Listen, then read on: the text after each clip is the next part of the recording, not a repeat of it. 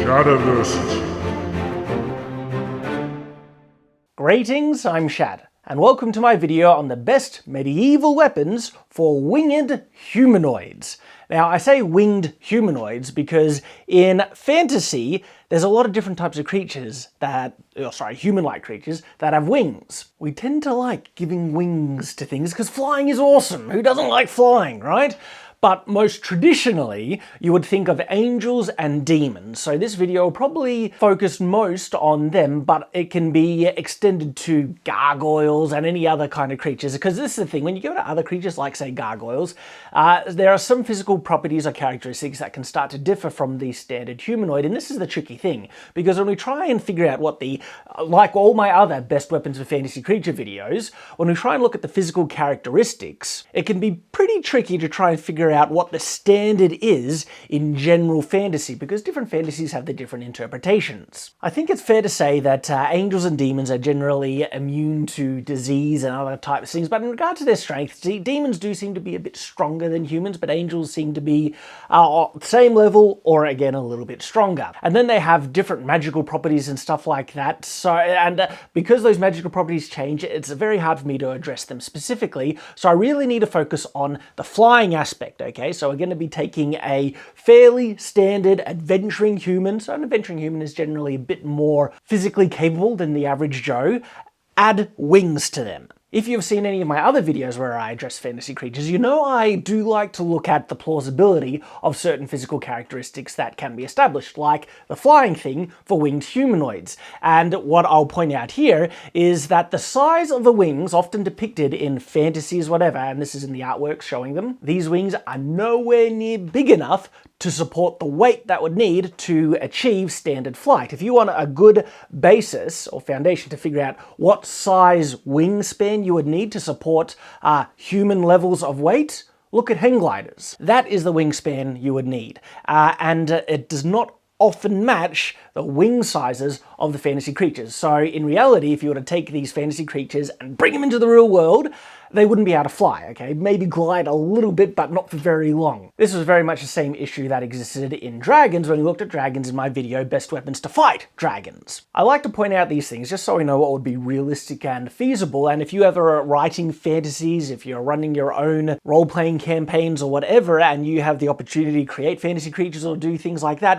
realism is immersive. And yes, I know people with wings don't exist, but it's about believability, okay? So the more you can make these things obey the laws of physics, the more immersive and believable and the more fun you can have it. Because if to try and balance out the weight versus wingspan issue, you could make their bones hollow, like I mentioned in my dragons video, which would give them a weakness and other things like that. It just makes things more interesting. But with all my other creature reviews, in the end, I do have to say, because they can fly in the fantasies, we just got to say they can fly because fantasy, and that's the point that we'll start off from. This fantasy creature type is a really fun one to consider because they have a property that we haven't really looked at before, and that is flying, okay? Automatically, they have a massive advantage in range and position, okay? What this means is that they can always put themselves in a position that the enemy, unless they can fly too, but like with all my fantasy, creature things, we're comparing this creature versus a normal human or humanoid type creature. And so these flying creatures can put themselves in a position that the people they're fighting cannot. And so that's almost a checkmate right there. And one of the key things in battle strategy is when you have an advantage, you use it and you don't throw it away. So this means if these creatures can put themselves in a position where the enemy cannot reach, they should stay in there and not make themselves vulnerable. And so the idea of swooping down to do an attack in melee and stuff is absolutely stupid. It would put them at risk. Why do that when they can figure out other ways to kill them from a safer distance? If people have big, long, pointy, spears, pikes, whatever, they can try and skewer them on the downward part. So then, what weapons could work at such a distance and height? And the obvious thought would be the bow and arrow. But as I think about it, I don't think the bow and arrow would work very well at all. There are some cases where it might, but let's explore it. So I got out my own bow for this analysis, and this is a more standard competition target bow, and it's around 70 pounds. So one of the first things you need to consider, if we're looking at angels, is the draw length, okay? Now, angels, when they're flying, because they have their wings behind them, they need to keep their body pretty much flat to the ground, which makes an issue, because when you fire a bow, you don't shoot like from your chest front, you shoot sideways, so you can pull the string back, right, to where it needs to go. So that would mess up the flight ability of an angel completely. They wouldn't be able to shoot a bow of this size while they're flying at all. Smaller bows, it kind of depends, because if they're flying, they would need to keep their bow out in front of them and shoot like this. But that is about as much of a draw length as they could manage, right there and then loose. So just to show you again, that's pulling back, and we have about a distance of that, which is a big difference to the full draw length that you would want in a regular shot. So maybe an angel, demon, winged humanoid could get away with a much smaller bow of a higher poundage, so there would be a lot of power even in a small draw. And if that was the case, then absolutely ranged weapons could be really effective. But who says you need a bow to use ranged projectiles to any level of effect from such a height? You have another big advantage: gravity. And this is where we come to something that I find particularly cool, because what I'm getting at here is a type of weapon that actually was used historically, but of course it wasn't used in the medieval period because they didn't have the technology of flight in the medieval period. But when us humans did develop the technology of flight, we got pretty inventive with ways of weaponizing it. I introduced to you the fléchette. Now, it comes from a French word, and so it might be pronounced fléché. I could be butchering it, but I'm just going to say fléchette because I'm Australian and we're great at butchering languages. Basically a small metal pointy thing with a crossed back to achieve stable flight or stable drop. And yeah, they were used just on the side of planes. Drop, and they were, decently heavy, had weight to them, just let gravity do the work, and oh gosh, can you imagine this thing hitting someone on the head? That's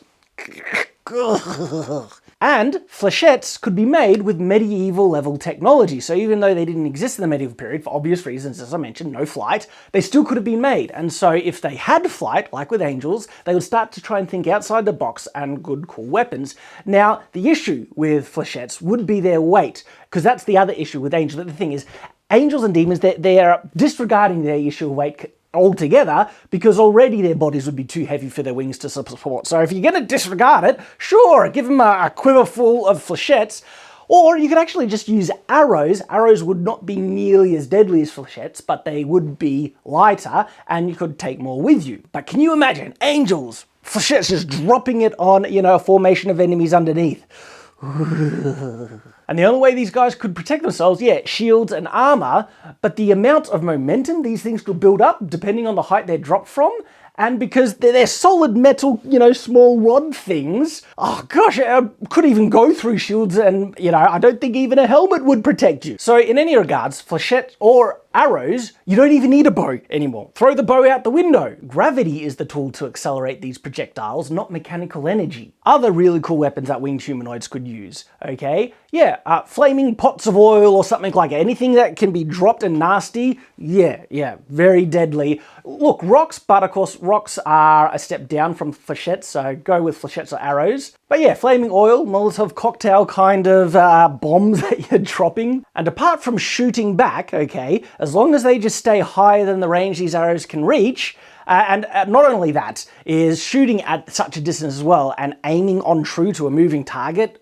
These guys in the air are basically invulnerable against medieval technology. So an army, they just have to retreat. It would be really hard to try and sort this out. As long as the angels or demons, whatever, just keep at a distance. Don't get in close. Don't try and swoop, all right? Which actually takes the idea of melee weapons out of the picture completely. But that's not nearly as fun, because we would like to think, okay, if there was some type of situations where they would be forced to use melee weapons, what would be the best melee weapons to use? Because this is the fun consideration. We want to look at all angles. angles. And so you could write in circumstances where an angel might have to be much closer to the ground, like they couldn't get much lift, maybe air currents are preventing them. And perhaps the angels are fighting a fleeing enemy who've dropped their weapons, and so they have no real danger of being skewered on pikes or spears from swooping, and so they might want to swoop to get some easy direct kills. Because one of the drawbacks that I should have really mentioned with trying to wipe out enemy forces from high up in the air is aiming, okay? Hard to hit with pinpoint accuracy with flechettes, dropped arrows, rocks, or even oils or other flaming type of anything. It would work really well on a unit of troops that you don't really need to aim. As long as you're over the general area, you can drop them and be fairly confident of hitting at least one or two guys even, right? With multiple drop projectiles.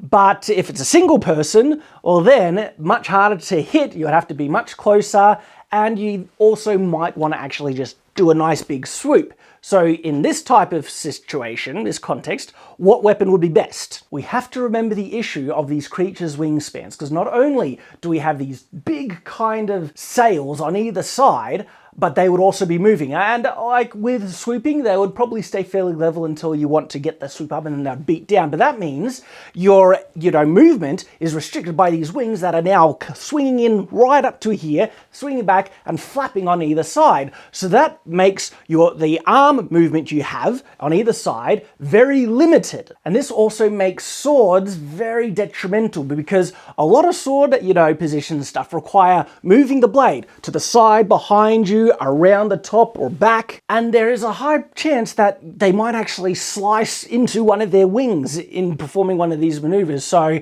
if a winged humanoid was to use a sword, they would have to be really mindful, and they would also be really limited in the types of techniques and maneuvers they could do. And for like a swoop attack, they would have to hold the sword kind of underarm down and just slice up as they're flying.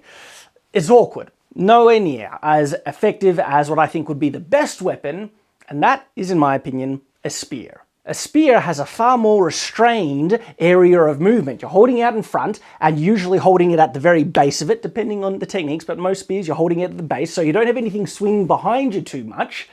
And because it's so far forward, you're not really getting in the way of the wings flapping on either side. And then you have such fast forward momentum from this big swoop, and you can put all that energy into the spear. Now, you wouldn't want to hold on to it as the spear hits, or once it hits, you would want to let go, not hold on, because if you hold on, you've just attached yourself to an anchor on the ground and you're not going to be flying back up. So you'll swoop down, stab them, let go, and then try and regain your height. The problem with that, the swoop attack then for these winged creatures would be a one-shot affair. So is there a weapon that they could use in a swoop attack that they wouldn't lose? This is tricky because the type of attacks that are far less vulnerable to being stuck in enemies are slashes and cuts over thrusts. And so in this case, yeah, all right, you could use a sword. Like I said, I think it would be awkward, and you'd have to kind of be holding them down or reverse grip it or something like that, and you would be flying down, wings flapping, the sword held underneath and slashing up.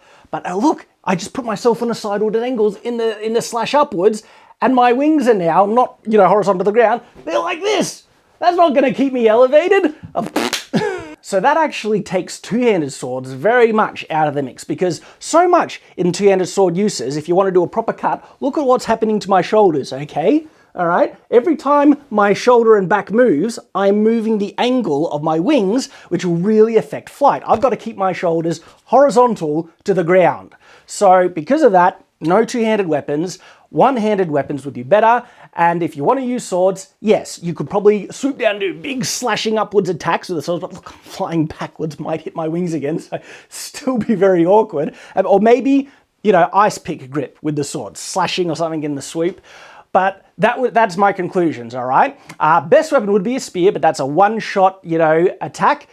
It would be a death blow. If you hit them, death, okay? You'd have to let go of your spear. And so secondary to that, you would, sword, not two-handed, one-handed swords. But there's another very important side to this that we haven't considered yet. And it's because we've been thinking of weaponry from a very humanoid point of view, which does make sense because these are flying humanoids, but the flying thing changes things considerably. Because one of the principles in combat is that you weaponize the part of your body that is closest to your opponent. When stomping on a bull ant that is trying to bite you, you, you don't use your hand, you use the part of your body that's closest, your feet. But when I'm killing a spider in the house that's on my wall, I use the part of my body that's closest to it, which is my hand, and I just slap it, and I don't use my feet. So in regards to angels who are forced to get in closer and fight in melee, what's the part of their body that is actually closest to their opponent? It's not their hands, it's actually going to be their feet. Their feet have far more reach.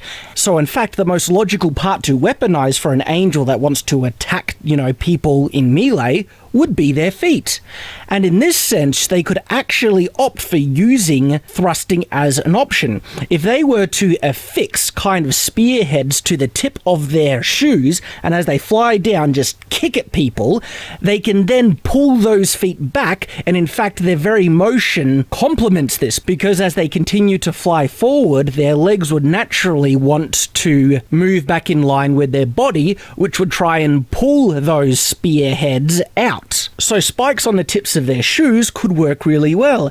And if they want to do something really elaborate, they could add kind of curved blades that would make landing a bit difficult, granted. But if they could add kind of slashing blades, maybe on the tips and the upper part of the shoe, that they can then angle their foot down and slash at people as they swoop them, this would make a far more effective weapon and have less of a detrimental effect on their flying ability. So this, in fact, would be the best type of melee weapons, in my opinion, for flying type humanoids. But ultimately, the best tactic overall is keeping a distance and killing them from high up. Gee, this creature was a fun one to consider. Thanks guys for watching, I hope you've enjoyed, and of course I hope to see you again. Until that time, farewell.